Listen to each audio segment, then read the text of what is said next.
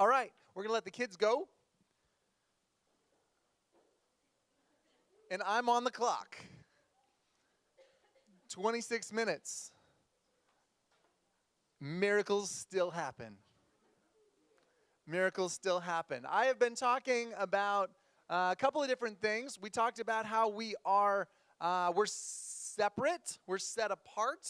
We talked about how we are salt and we are light. Today I want to talk about how we are iron. Now, Cameron really likes this concept, and I'm totally not going to do it the way that he wants me to talk about it because it just didn't come together that way. But we are iron. And it's interesting, the Bible doesn't really say that. Like Jesus doesn't say we're iron. He says we're salt and light, we're all these other things. But Proverbs says that as iron sharpens iron, so one friend sharpens another. So in that particular case, we are kind of iron. We are someone that sharpens another person. And isn't it sad when you go to use a tool and it's not very sharp? Right? The Bible actually says that if you use a dull axe, much more labor is required.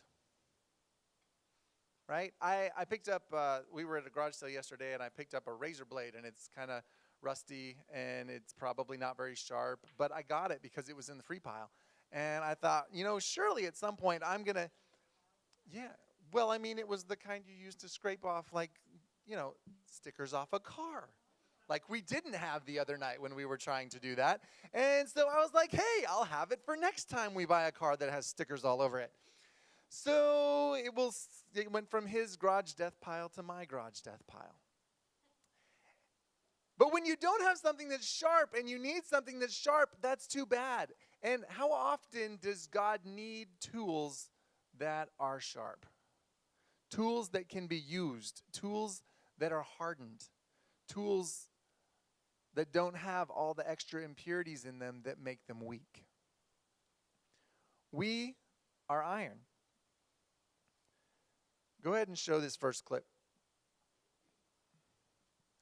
Now, did you know that the earth is made up of 32% iron? It's the inside core, right? There's a molten core and a solid core. Now, I thought this was really interesting because the fact that these cores spin at the speed that the earth spins creates a magnetic field around the earth that actually blocks all of the radiation, the harmful radiation that causes the other planets to look like this. I had no idea. That iron core is what keeps our planet from looking like that. It allows us to have some peace and tranquility from all of the background radiation from the sun. Iron is important. Iron isn't just for building things. Iron is what keeps our planet livable. Now, I want to read this next verse. It says, at the Lord's command, the whole community of Israel left the wilderness of sin. Interesting how that is written in there, right? The wilderness of sin, and moved from place to place. Eventually, they camped at Rephidim. Now, they camped at Rephidim, but there was no water there for the people to drink. No water. What happens when you don't have water? You get thirsty. And when you don't have water for a long time, forget hangry, right? You get desperate. I went camping in the mountains with some of my friends when I turned 18. And we went on this long hike up over the top and down into this ravine. And we went fishing for a little while. And then I left to go back and get something. And I got lost. And I started to panic. And I started to run. And I ran out of water very quickly. And I couldn't find water anywhere. And you weren't supposed to drink the water in the rivers that you came to, right? It had to be purified. And I thought I knew where I was going. I went, and when it wasn't where I thought it was going to be, I panicked. And I just ran. And my mouth got dry. And I knew this wasn't good. I'd never been quite that thirsty. And I'd never been quite that panicked. Because when you don't have water and you know you need it, things happen inside of you. And I finally came across a group of guys, and they had one of those straws that you could pull water through, and it would clean it, and they filled my water bottle, and they let me drink it, and they gave me another one, and then they put me back on the right track. But that's where the Israelites were at. They were at a moment of panic. You had, maybe 1.5 million people in the desert without water, which means some people probably had water and some people didn't. And if you've ever watched Mel Gibson's Waterworld, you know how that turns out. Oh, sorry. I'm sorry. You're right. Kevin Costner. Thank you. Fact checkers are on board. It doesn't turn out well. And it says, once more the people complained against Moses. Once more the people complained against Moses. Why did you bring us out of Egypt? Why are you trying to kill us and our livestock with thirst?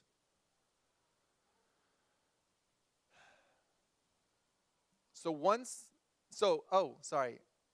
Moses said, hush puppies. That's how you get control of a large group of people. Right? He said, hush puppies. He said, be quiet. He said, why are you complaining against me? Why are you testing the Lord? But tormented by thirst, they continued arguing with Moses. Why did you bring us up out of Egypt? Are you trying to kill us? Our children, our livestock with thirst? Have you ever heard people argue before? I'm hoping I'm not alone in this, right? I mean, I've heard people argue about some pretty interesting things, right? I've heard people argue and say that blasting off is not a form of transportation, right? How do astronauts get from here to space?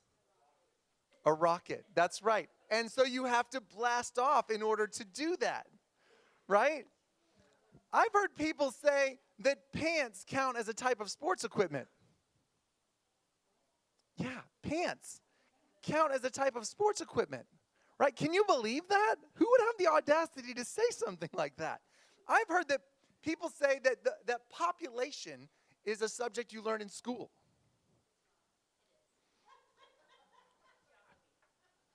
This may or may not have all come from one category's game. I have actually heard someone get a point, maybe because other people were playing hush puppies, that a rhinoceros counts as something that is fragile. Fragile. A rhino. So anyway, side note, the people of Israel were complaining. They said, why did you bring us out of Egypt? Are you trying to kill us, our children, livestock? Then Moses cried out to the Lord, what should I do with these people? They're going to stone me. That's how I felt last night. The Lord said to Moses, walk out in front of the people, take your staff, the one you used when you struck the water of the Nile, and call some of the elders of Israel to join you. I will stand before you. Wouldn't it be cool to have God say he was going to stand before you? Like, they're going to stone you, but I'm going to stand before you. I'm going to stand before you, he said. Then the people said, strike the rock, and the water will come gushing out of it. Then the people will be able to drink. So Moses struck the rock as he was told, and water gushed out as the elders looked on.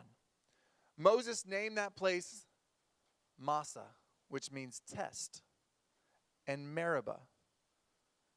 Meribah means to argue. Meribah means to argue.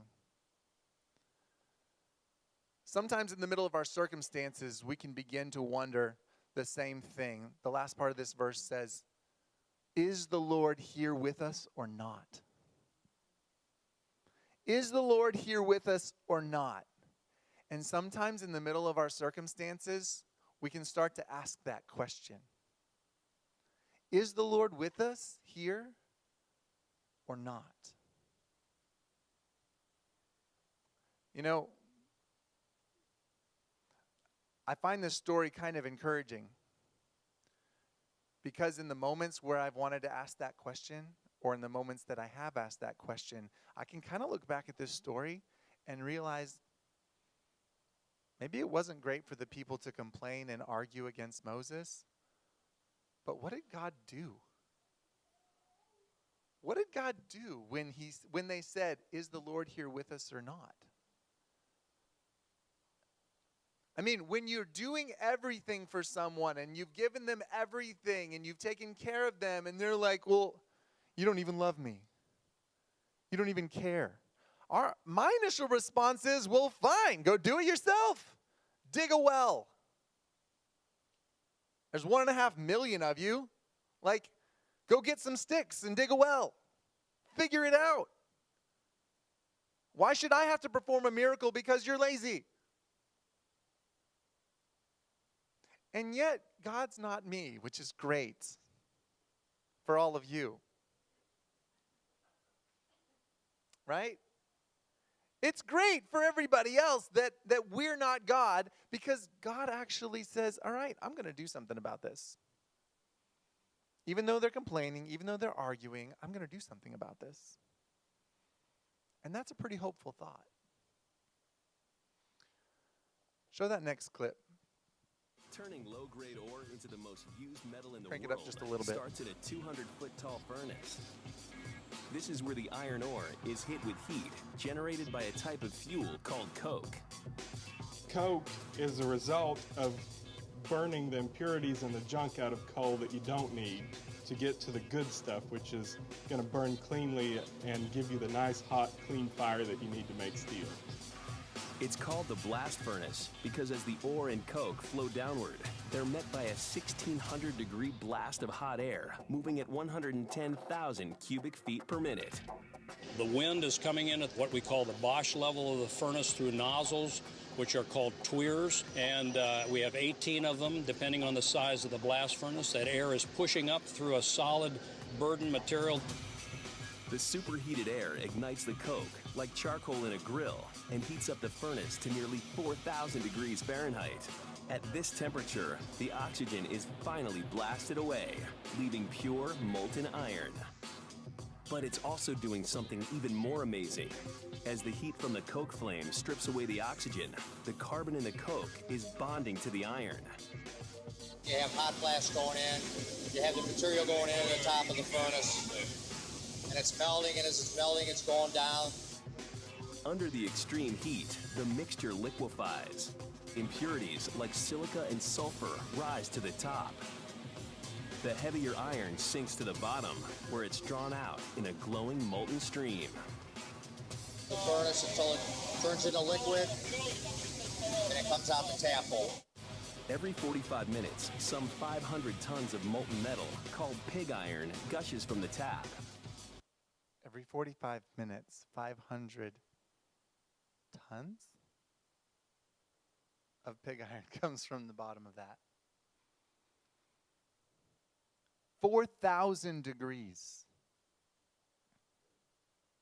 4,000 degrees to purify iron. That's hot, guys.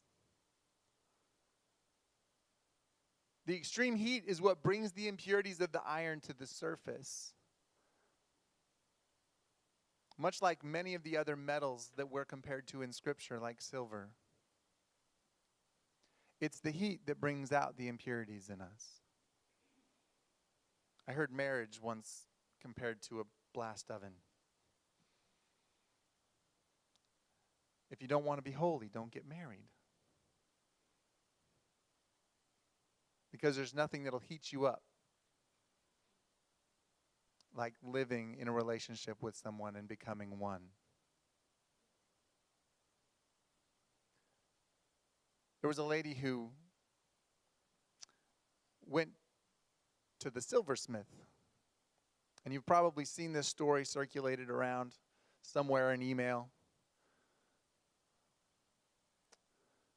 She went to the silversmith and she said, "Is it true? How do you really refine this stuff?" And he said, "Well, I have to sit there and I have to watch it. And I have to heat it up and I have to hold it in the center of the fire where it's hottest." And she said, "Well, what happens if you leave it in too long?" He says, "Then the silver is ruined."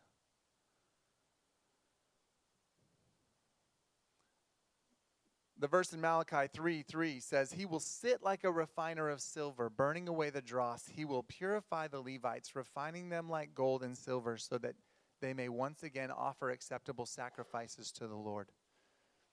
And she sat there and she said, "Well, how do you know when to take it out?" And he said, "Well, that's easy, right? It's when I see my reflection in it.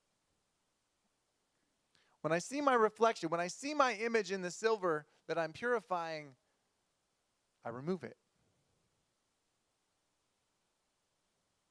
I remove it." The bellows fiercely fan the flames to burn out the corruption, but it does not purify them from the wickedness that remains. This is a verse from Jeremiah chapter 6. And here's the other side of this purification process, okay? The one side of the purification process says, when I see my reflection in it. We talked about 4,000 degrees that burns all of the impurities out and brings all the dross to the top, right? It brings it all to the top so that the pure metal can be pulled out the bottom. And that's what we want to take place in our lives. But this verse is the other side of that coin. This verse is the other side of that coin. It says, "But it does not purify them, for the wickedness remains." Jeremiah was called to speak to the nation of Israel in a time that they were in complete disobedience to God. They were in complete disobedience to God. They were worshiping other gods. They were seeking help from ungodly nations. They were living life in an unholy way. They were refusing to be refined. They chose the dross over being made into the image of God. And if they could do that, it means that so can we. There is a purification process taking place. And the things in life begin to heat us up. And we wonder, "God, why is it so hot in here? Why is my life so on fire right now?" And I want you to remember this. He's refining you. He's refining you, but he's refining you in such a way that he is watching. He is sitting. He is right there. He is waiting so that you will not be ruined. He is looking down, waiting to see his image so that he can pull you out of the fire as those impurities come to the surface and are scraped away. He is doing that as the silver is refined. He is refining you with that much care, with that much caution, with that much attention. He's doing that for you. Jesus said, "There's not a sparrow that falls to the ground that he doesn't see. And are you not worth more than many sparrows?" Jesus said, "You're the apple of his eye. You're the focus. That everything he created for you." The end of this week, the beginning of next, the Jewish calendar celebrates Rosh Hashanah. the beginning, the new year of the Jewish calendar. The celebration of life, the creation of the world. They celebrate that. And in that thought, I want you guys to remember that God is in the process of creating you. It's an old song we used to sing in kids' church about He's still working on me to make me what I ought to be. It took Him just a week, which, you know, those of us who read our Bible, we changed it to 6 days because it just wasn't accurate. It took Him just 6 days to make the moon and the stars, the sun and the earth and Jupiter and Mars. But He's still working on me. He's still working on me, which is kind of a cool thought, because if it only took Him 6 days to do that, but it's taken Him 83 years to do it for you, you must be a masterpiece, right? A masterpiece in the making. He could do all that in 6 days, but He's spending extra time on you because you're that important. You matter that much to Him.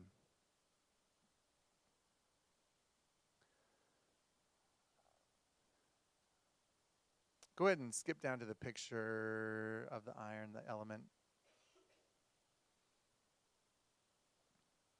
This is the symbol, periodic symbol for iron.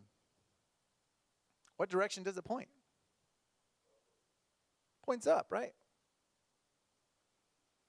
And if we are iron, which maybe is a little bit of a stretch biblically, but symbolically, if we are iron, we should be pointing up.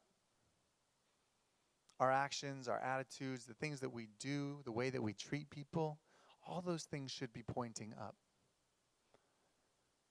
Pointing other people in the direction of God. A relationship with Him. Who He is, what He does.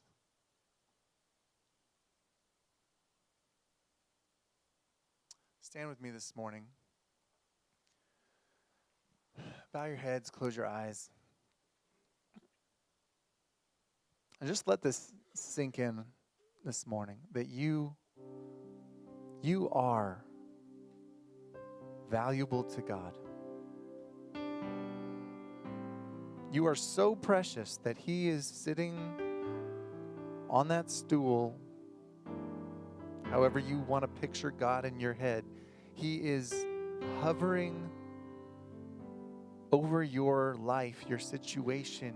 He is able to do that for all of us at the same time. He is that ridiculous, that big, that He can look down at each of our lives, that He can give us focused attention one-on-one. He's not so big that he has to be off solving the rest of the world's problems.